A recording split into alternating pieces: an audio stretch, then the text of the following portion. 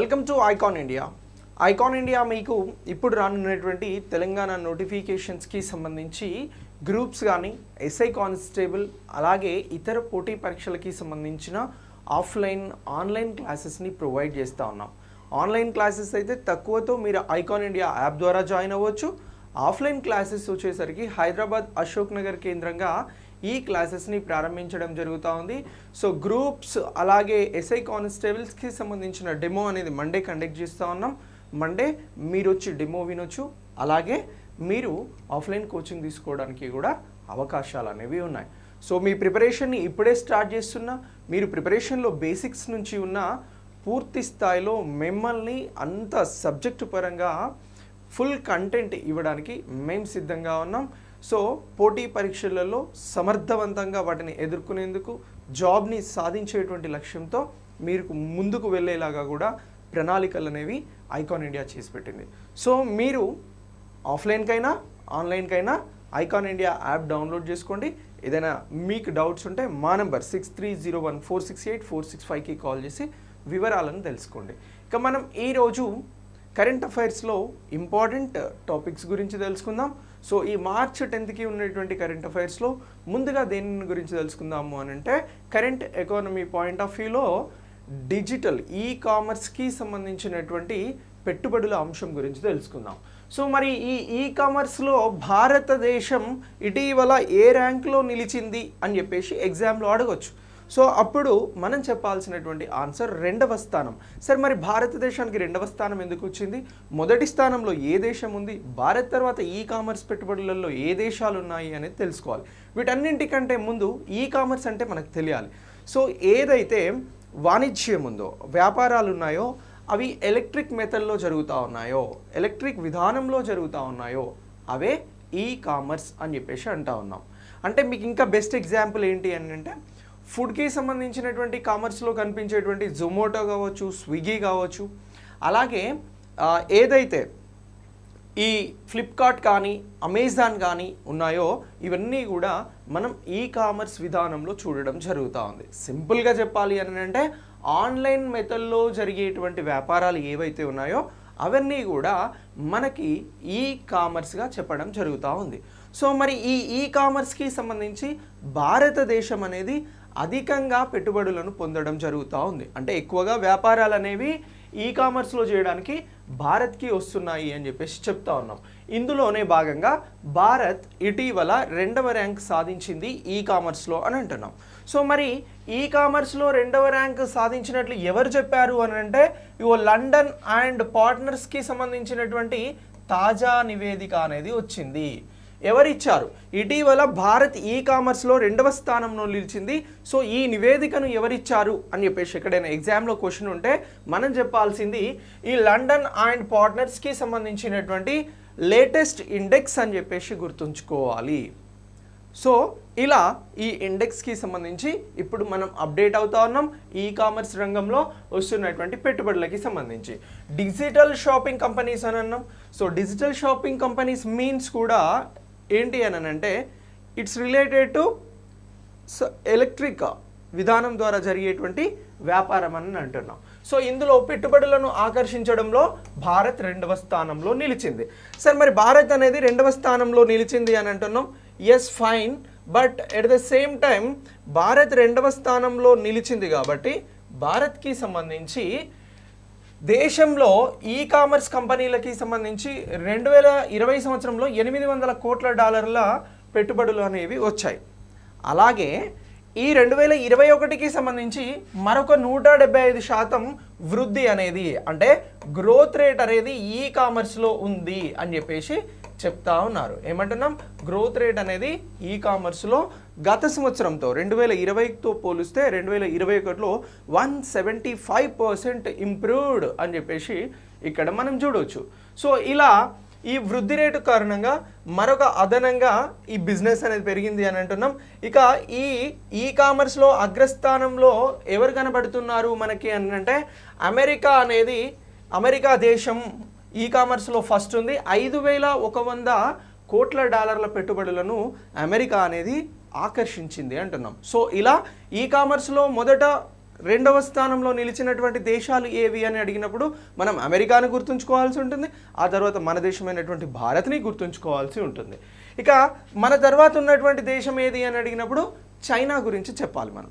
So ఇలా top 3 countries ఏవి ఈ కామర్స్లో ఇటీవల వచ్చినటువంటి నివేదికల ప్రకారం అన్నప్పుడు top 3 countries America, Bharat, China.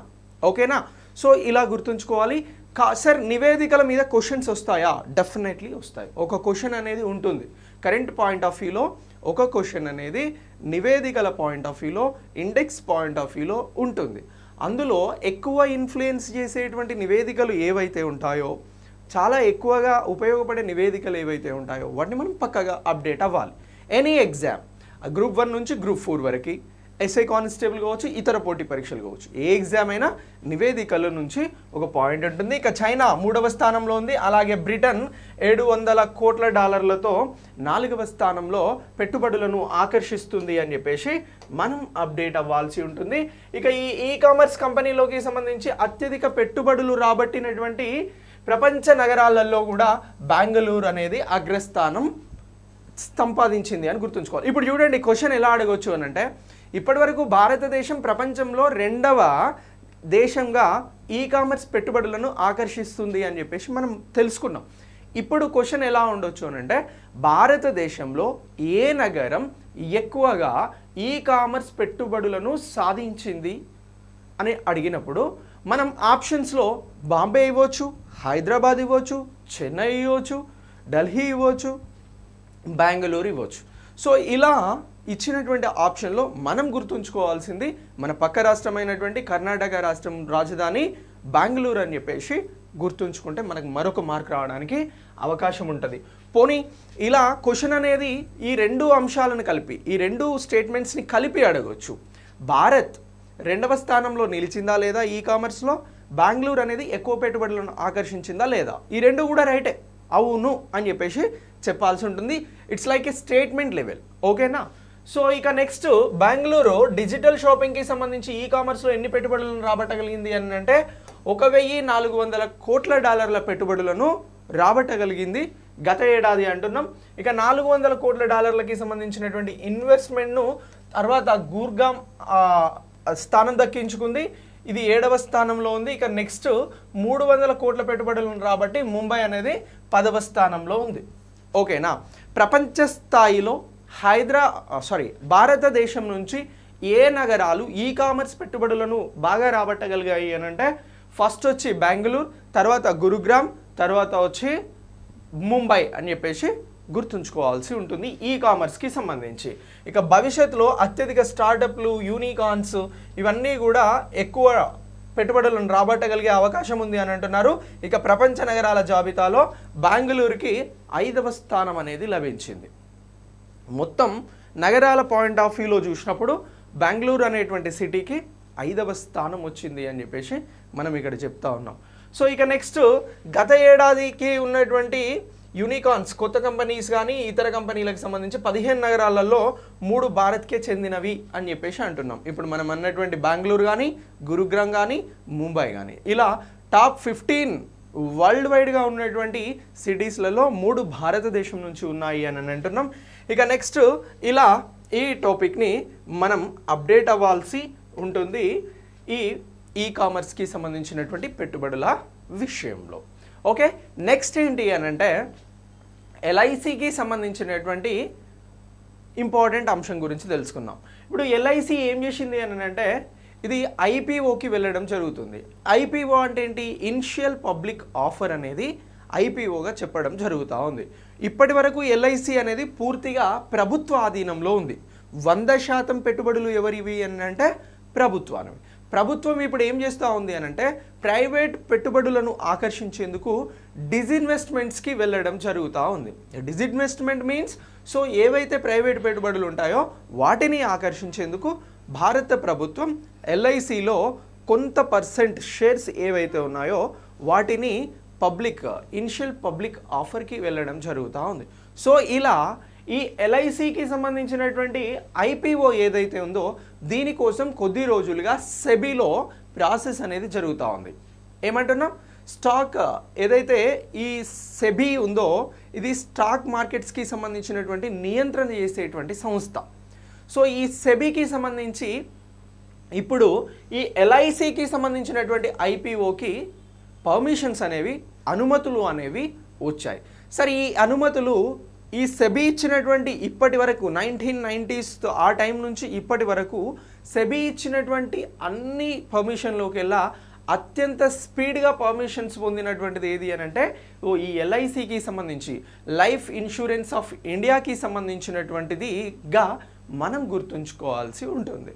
Sir మరి ఈ ఎల్ఐసికి సంబంధించినటువంటి ప్రభుత్వ రంగ సంస్థ, ఇది బీమా సంస్థ, మీ అందరికీ తెలుసు, ఇన్సూరెన్స్కి సంబంధించి దీని ఐపీఓకు ఎవరు అనుమతి ఇచ్చారు అని అంటే సెబీ అనుమతి ఇవ్వడం జరిగింది అని అంటున్నాం. ఓకేనా? సో మరి ఈ సెబీకి సంబంధించి పబ్లిక్ ఇష్యూకి అనుమతి అనేది వచ్చింది.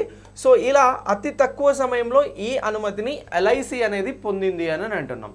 ఇక ఎల్ఐసిలో 100% వాటా ప్రభుత్వాందే ఉండింది. ఇందులో 5% వాటా విక్రయించాలని, దీని ద్వారా 63,000 నుంచి 65 కోట్ల వరకు 65,000 కోట్ల వరకు సమీకరించాలి అని చెప్పేసి ప్రభుత్వం టార్గెట్ పెట్టుకోవడం జరిగింది. సో దీనికి సంబంధించి ఇప్పుడు ఈ ఎల్ఐసికి సంబంధించినటువంటి ఐపీఓ కోసం ఈ అనుమతి అనేది సెబీ ఇచ్చింది. ఇది పూర్తిగా ఇప్పుడు కేంద్రం చేతుల్లో ఉంది అని అంటున్నాం. ఇక భారత మార్కెట్లో ఇప్పటి వరకు ఇదే అతిపెద్ద ఐపీఓగా కూడా కానుంది అని అంటున్నాం. ఇనిషియల్ పబ్లిక్ ఆఫర్స్కి సంబంధించి భారతదేశంలో ఏది అతిపెద్ద ఐపీఓ అని చెప్పేసి అడగడానికి అవకాశం ఉంది 100%. అప్పుడు మనం చెప్పాల్సింది ఎల్ఐసి అని అంటున్నాం.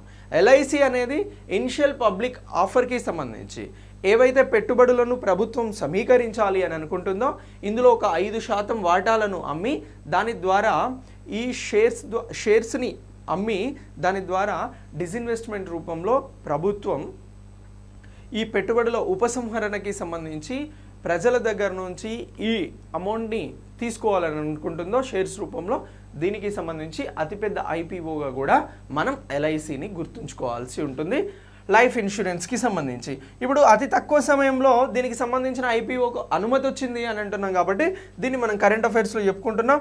మెగా పబ్లిక్ ఇష్యూస్కి సంబంధించి అనుమతిని కోరుతూ ఎల్ఐసి గత నెల 13న సెబీకి ఒక డ్రాఫ్ట్ని అందించింది. సో ఈ డ్రాఫ్ట్ సెబీకి సమర్పించడం అనేది జరిగింది గత నెల 13, అంటే ఇప్పుడు ఫిబ్రవరి 13న సమర్పించింది. సో ఇలా మళ్ళీ 13వ తారీఖు రాకముందుకే ఇప్పుడు అనుమతులు అనేవి లభించాయి. ఇక నెల రోజులలో గ్రీన్ సిగ్నల్ అనేది లభించింది.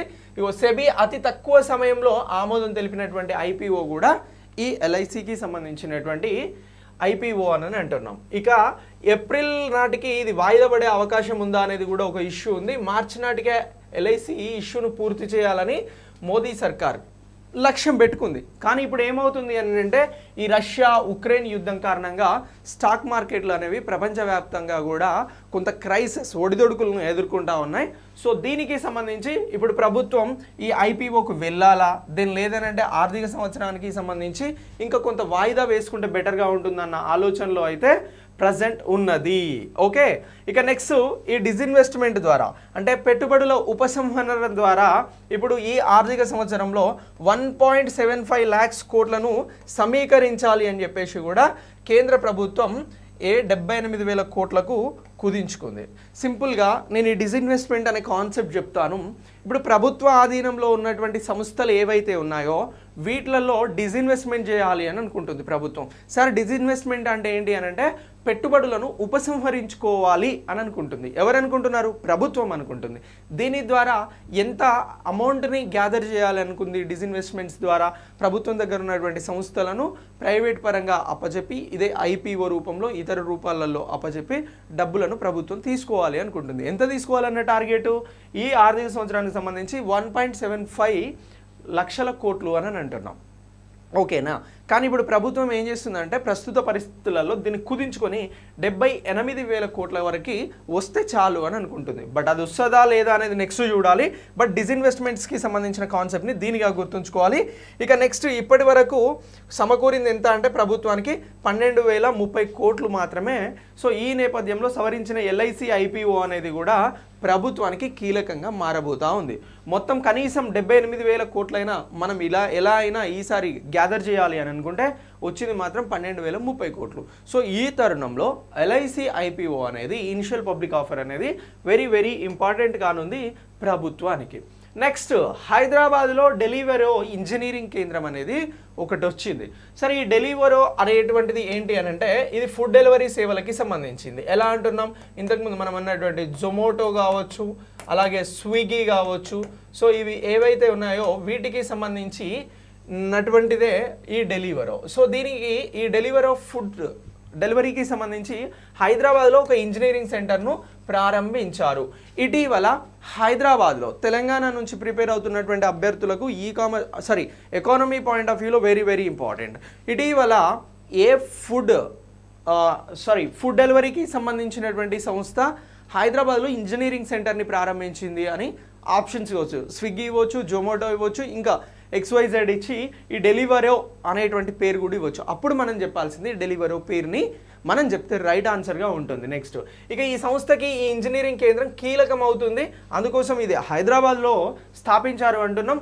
ముందుగా ఇందులో ఒక 150 మంది ఇంజనీర్లు పనిచేస్తారు.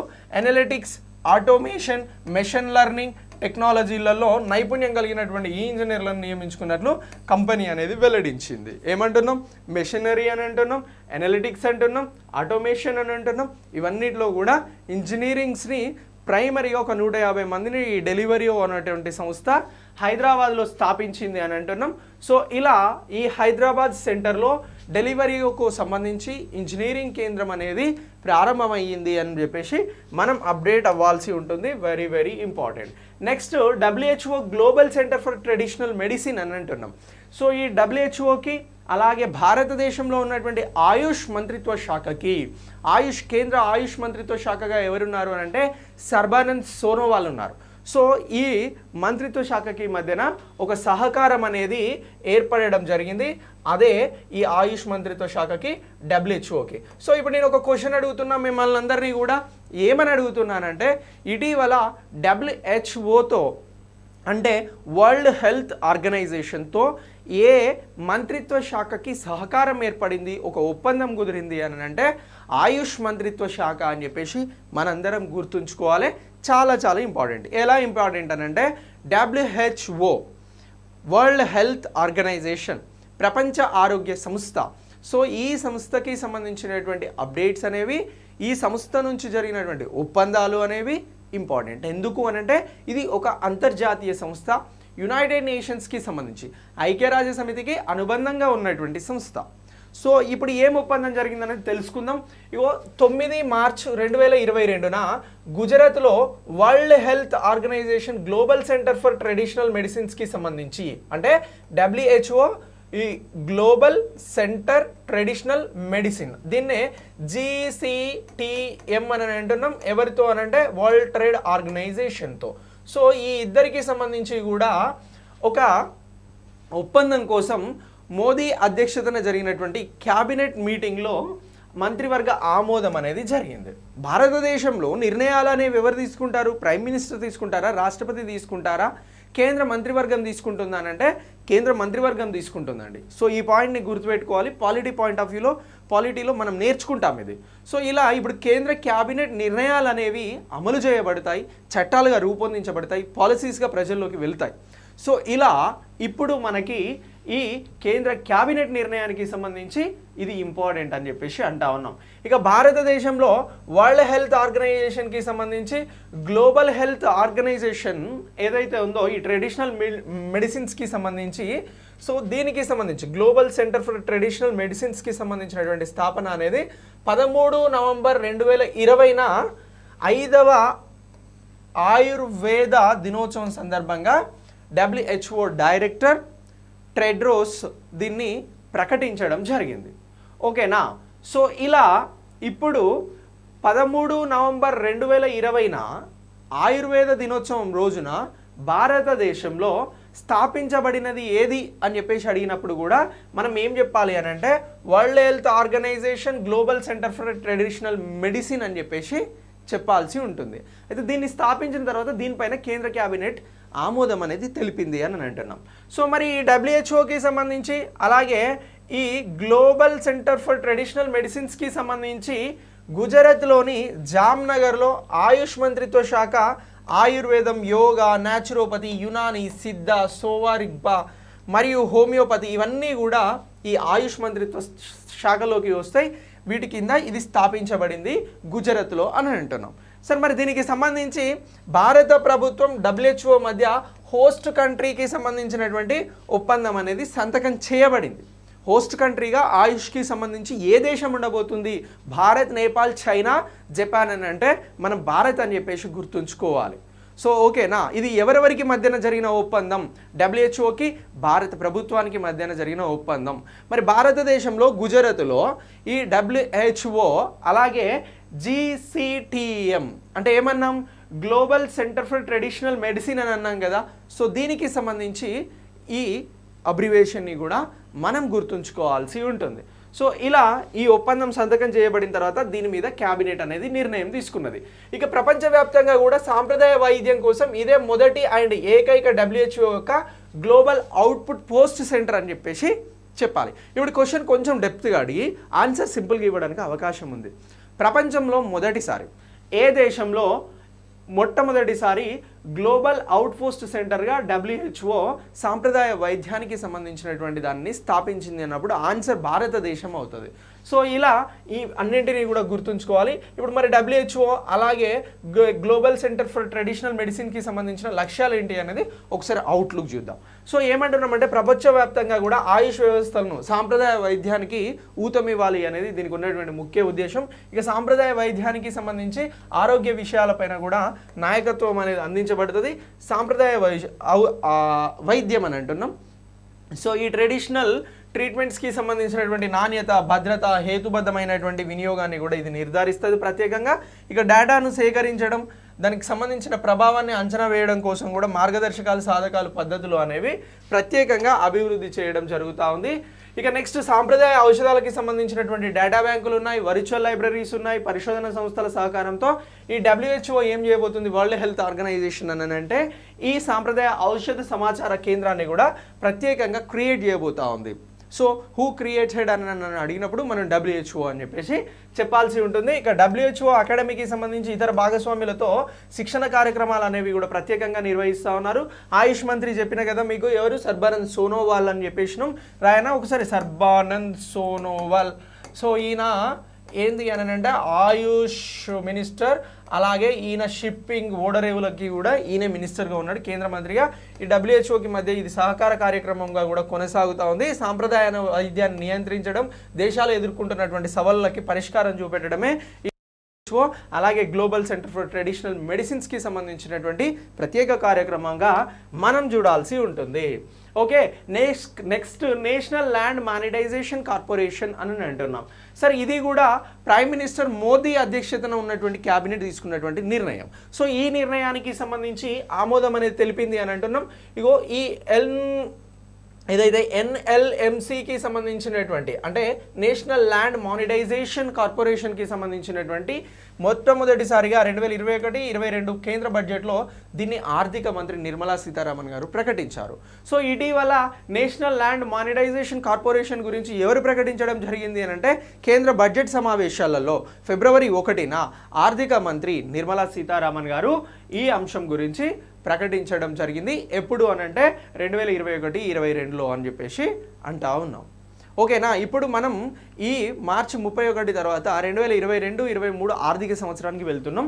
ఇది గత సంవత్సరంలో నిర్మలా సీతారామన్ గారు ప్రకటించడం జరిగింది. ఇక ఈ నేషనల్ ల్యాండ్ మానిటైజేషన్ కార్పొరేషన్కి సంబంధించి భారత ప్రభుత్వ సంస్థగా దీన్ని ఏర్పాటు చేయడం జరుగుతూ ఉంది. ఇది ఏం చేస్తుంది అని అంటే ఈ పబ్లిక్ ఎంటర్ప్రైజెస్ శాఖ, ఆర్థిక మంత్రిత్వ శాఖ యొక్క అడ్మినిస్ట్రేటివ్ అధికార పరిధిని కలిగి ఉంటుంది. ఎవరు కలిగి ఉంటారు అని అంటే NLMC, National Land Monetisation Corporation. Sir, National Land Monetisation Corporation ఏదైతే ఉందో ఈ కార్పొరేషన్కి సంబంధించి ఇది ఎవరి పరిధిలో ఉందని అంటే పబ్లిక్ ఎంటర్ప్రైజెస్ శాఖ, ఆర్థిక మంత్రిత్వ శాఖ యొక్క పరిధిలో కలిగి ఉంది అని చెప్పేసి చెప్పాల్సి ఉంటుంది. ఇక ఇందులో ప్రారంభ అధికృత వాటా మూలధనం 5,000 కోట్లు, అలాగే చెల్లింపులు షేర్ మూలధనం కూడా 150 కోట్లుగా మనం జస్ట్ అప్డేట్ అవ్వాల్సి ఉంటుంది. దీనికి క్యాబినెట్ ఆమోదం తెలిపిందా అంటే ఎస్, తెలిపింది అని చెప్పాలి. దీన్ని చట్టంగా కూడా తీసుకురాబోతా ఉన్నారు. సో ఇక దీనికి చైర్మన్, ప్రభుత్వ డైరెక్టర్ల నియామకం మెరిట్ ఆధారిత ఎంపిక ద్వారా జరుగుతుంది. దీనికి సంబంధించి డైరెక్టర్ బోర్డులో సీనియర్ కేంద్ర ప్రభుత్వ అధికారులు అలాగే నిపుణులు ఉంటారు. ఇక మానిటైజేషన్ ప్రక్రియను వృత్తిపరంగా నిర్వహించడానికి ఎన్ఎల్ఎంసీకి సంబంధించి సాంకేతిక నైపుణ్యం అనేది కూడా ప్రత్యేకంగా ఇక్కడ అందించడం జరుగుతూ ఉంది. ఇక దీనికి సంబంధించిన విధులు ఏంటి అనేది మనకు చాలా ఇంపార్టెంట్. ఈ నేషనల్ ల్యాండ్ మానిటైజేషన్ కమిషన్ దీనికి సంబంధించి ఏంటి విధులు అని అంటే, సో ఈ కార్పొరేషన్ విధులు వచ్చి జస్ట్ ఇదే అదనపు భూమి ప్రభుత్వం ఆధీనంలో ఉన్నటువంటి వాటిని గుర్తించడం, సెంట్రల్ పబ్లిక్ సెక్టర్ ఎంటర్ప్రైజెస్కి సంబంధించి అలాగే ఇతర ప్రభుత్వ సంస్థలకు సంబంధించినటువంటి భవనాల మానిటైజేషన్కి ప్రత్యేకమైనటువంటి మద్దతునిస్తుంది అని అంటున్నాం. ప్రభుత్వ భూములు కానీ, ప్రభుత్వ ఆఫీసులు కానీ, ప్రభుత్వ బిల్డింగ్స్ కానీ ఇతర ఏవైతే ఉన్నాయో వీటన్నింటికి కూడా మద్దతు ఇవ్వబోతున్నదే ఈ ఎన్ఎల్ఎంసి, నేషనల్ ల్యాండ్ మానిటైజేషన్ కార్పొరేషన్. దీనికి కేంద్ర ప్రభుత్వం ఇటీవల ఆమోదం తెలిపిందా లేదా? ఎస్ తెలిపింది అని చెప్పేసి మనం గుర్తుంచుకోవాల్సి ఉంటుంది. సరే ఈ మానిటైజేషన్ అనేది అవసరమా? సరే ఈ నేషనల్ ల్యాండ్ మానిటైజేషన్ కార్పొరేషన్కి సంబంధించి ఎస్ అవసరం. ఎందుకు అనంటే ప్రభుత్వానికి సంబంధించినటువంటి భవనాలు, మిగులు భూములను ప్రత్యేకంగా పర్యవేక్షించాల్సినటువంటి అవసరం ఉంది. అవి ఎవరు ఏ విధంగా కూడా స్వాధీనం చేసుకోకుండా. ఇక ఆస్తులను మానిటైజేషన్ చేయడం ప్రభుత్వానికి గణనీయమైనటువంటి ఆదాయాలను కూడా అందించడంలో ఇది కీలక పాత్ర పోషిస్తూ ఉంది. ఆర్థికంగా సామాజిక మౌలిక సదుపాయాలను సృష్టించేందుకు ఈ ఎన్ఎల్ఎంసీకి సంబంధించి ప్రత్యేకంగా పనిచేయబోతుంది అని గుర్తుంచుకోవాలి. ఇక దీనికి సంబంధించి ఏదైతే మనం ఇక్కడ అంటున్నటువంటి సెంట్రల్ పబ్లిక్ సెక్టర్ ఎంటర్ప్రైజెస్కి సంబంధించినటువంటి పెట్టుబడుల ఉపసంహరణల ప్రక్రియలో కూడా ఇది చాలా కీలకంగా వ్యవహరించబోతా ఉంది. సో ఓకే, భారత్ అనేది ఇప్పటి వరకు మిక్స్డ్ ఎకానమీగా ఉంది, మిక్స్డ్ ఎకానమీగానే కొనసాగుతూ ఉంది. మిక్స్డ్ అంటే పబ్లిక్ సెక్టర్ ఉంటుంది, ప్రైవేట్ సెక్టర్ ఉంటుంది. ఇప్పుడు ప్రభుత్వ ఆధీనంలో ఉన్నటువంటి చాలా కంపెనీలను ప్రైవేటైజేషన్ చేయబోతా ఉన్నారు. ఇందులో విదేశాల నుంచి వచ్చేటువంటి పెట్టుబడులను తీసుకుంటున్నారు. అంటే ఇక్కడ డిస్ఇన్వెస్ట్మెంట్స్ అనేవి జరుగుతూ ఉంది. సో ఇలా ఈ ఎన్ఎల్ఎంసీకి సంబంధించి నేషనల్ ల్యాండ్ మానిటైజేషన్ కార్పొరేషన్కి సంబంధించి కేంద్ర క్యాబినెట్ ఇచ్చినటువంటి అప్డేట్ని మనం ప్రత్యేకంగా గుర్తుంచుకోవాలి. నెక్స్ట్ ఏం చెప్పుకోబోతున్నాం అంటే virtual smart grid knowledge centre అని అంటున్నాం. సార్ దీనికి సంబంధించి ఆర్కే సింగ్ ఉన్నారు. ఈ ఆర్కే సింగ్ ఎవరు అని అంటే ఈయన కేంద్ర విద్యుత్ శాఖ మంత్రి అని చెప్పేసి మనం గుర్తుంచుకోవాల్సి ఉంటుంది. అలాగే న్యూ రెన్యూవబుల్ ఎనర్జీకి సంబంధించినటువంటి మినిస్టర్గా కూడా మనం అప్డేట్ అవ్వాలి ఆర్కే సింగ్ గారి గురించి. ఈ ఆర్కే సింగ్ గారు కేంద్ర విద్యుత్ అలాగే కొత్త పునరుత్పాదక శక్తి వనరులకి సంబంధించినటువంటి మంత్రిగా ఉన్నారు. ఇతని ఈ శాఖకి సంబంధించి సహాయ మంత్రిగా ఉన్నటువంటి క్రిషన్ పాల్ గుర్జార్ ఎవరు? ఆర్కే సింగ్ ఏమో ముఖ్యమైన క్యాబినెట్ హోదా కలిగినటువంటి మంత్రి. ఇక దీనికి సహాయ మంత్రి ఎవరు ఉన్నారు అని అంటే ఈ క్రిషన్ పాల్ గుర్జార్ ఉన్నారు. వీరిద్దరూ కూడా ఏం చేసినారు అంటే వర్చువల్ స్మార్ట్ గ్రిడ్ నాలెడ్జ్ సెంటర్కి సంబంధించినటువంటి ఇన్నోవేషన్ పార్క్ని ప్రారంభించారు. సో ఇప్పుడు నేను క్వశ్చన్ అడుగుతున్నా, ఇటీవల స్మార్ట్ గ్రిడ్ నాలెడ్జ్ సెంటర్కి సంబంధించినటువంటి దానిని ఎవరు ప్రారంభించారు అని అంటే ఇద్దరు విద్యుత్ శాఖ మంత్రులు. ఒకరేమో క్యాబినెట్ హోదా, ఒకరేమో సహాయక హోదా అని చెప్పేసి మనం గుర్తుంచుకోవాల్సి ఉంటుంది. సో ఈ ఆన్లైన్ ప్లాట్ఫామ్ ద్వారా ఇది ప్రారంభించడం జరిగింది. దాన్నే వర్చువల్ విధానంలో అని అంటున్నాం, virtual smart grid knowledge centre. ఓకేనా? ఇక దీనికి సంబంధించి పవర్ గ్రిడ్ ఏదైతే ఉందో పవర్ని ఒక దగ్గర తీసుకొని దాన్ని పవర్ డిస్ట్రిబ్యూషన్ కోసం పనిచేసేటువంటిది గ్రిడ్ వ్యవస్థ. సో ఈ గ్రిడ్ సిస్టమ్కి సంబంధించి స్మార్ట్ గ్రిడ్లను సంబంధించినటువంటి సాంకేతికతల అభివృద్ధి మరియు ప్రదర్శన కోసం విద్యుత్ మంత్రిత్వ శాఖ ఈ వర్చువల్ విధానంలో స్మార్ట్ గ్రిడ్ నాలెడ్జ్ సెంటర్ని స్టార్ట్ చేశాడు. ఇక United states agency for international developments అలాగే ఈ కేంద్రాన్ని ఏర్పాటు చేయడానికి సాంకేతిక సహకారాన్ని కూడా అందించడం జరిగింది. ఇక ఈ వర్చువల్ స్మార్ట్ గ్రిడ్ నాలెడ్జ్ సెంటర్కి సంబంధించి ఇది పవర్ గ్రిడ్ సెంటర్లో ఉంది, మనేసర్ పవర్ గ్రిడ్ సెంటర్లో. ఇది ప్రభుత్వం యొక్క మొట్టమొదటి ఇనిషియేషన్ చొరవగా చెప్పడం జరుగుతూ ఉంది. ఓకేనా?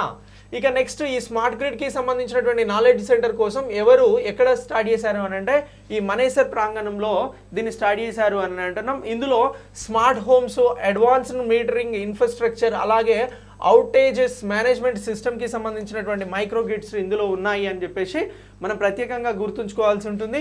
ఇక కృత్రిమ మేధస్సు కానీ, మెషిన్ లెర్నింగ్ కానీ, బ్లాక్ చైన్కి సంబంధించి, ఇంటర్నెట్ ఆఫ్ థింగ్స్కి సంబంధించి 8 థీమ్లతో ప్రత్యేకంగా 30 కంటే ఎక్కువ సాంకేతిక భాగస్వామ్యాలతో 50 కంటే ఎక్కువ పరిష్కారాలను హోస్ట్ చేస్తున్నటువంటిదే స్మార్ట్ గ్రిడ్కి సంబంధించినటువంటి వ్యవస్థ. సో మరి ఈ స్మార్ట్ గ్రిడ్ నాలెడ్జ్ సెంటర్కి సంబంధించిన లక్ష్యం ఏంది అని అంటే, ఇది స్మార్ట్ గ్రిడ్ టెక్నాలజీని ఆవిష్కరించడం, వ్యవస్థాపకత, పరిశోధన, అలాగే విద్యుత్ పంపిణీతో పాటు పరిశ్రమల్లో సామర్థ్యాన్ని పెంపొందించే విధంగా అత్యుత్తమ కేంద్రాలలో ఒకటిగా ఇది లక్ష్యంగా పనిచేయబోతుంది నాణ్యమైన విద్యుత్కి సంబంధించి. సో ఓకేనా, స్మార్ట్ గ్రిడ్ నాలెడ్జ్ సెంటర్ గురించి ప్రత్యేకంగా తెలుసుకోవాలి అని అంటే, ఇగో ఇది 2018లో స్మార్ట్ గ్రిడ్ నాలెడ్జ్ సెంటర్స్ అనేవి విద్యుత్ మంత్రిత్వ శాఖ ఆధ్వర్యంలో హర్యానాలోని మనేసర్లో స్థాపించబడింది అని చెప్పేసి గుర్తుంచుకోవాలి. ఇది ఇంపార్టెంట్ బిట్. ఇప్పుడు స్మార్ట్ గ్రిడ్ నాలెడ్జ్ సెంటర్స్ అనేవి మొదటిసారి ఎప్పుడు ప్రారంభించబడింది అన్నప్పుడు 2018 మనేసర్ హర్యానాలో ఉన్నటువంటి దానిలో ప్రారంభించబడింది అని అంటున్నాం.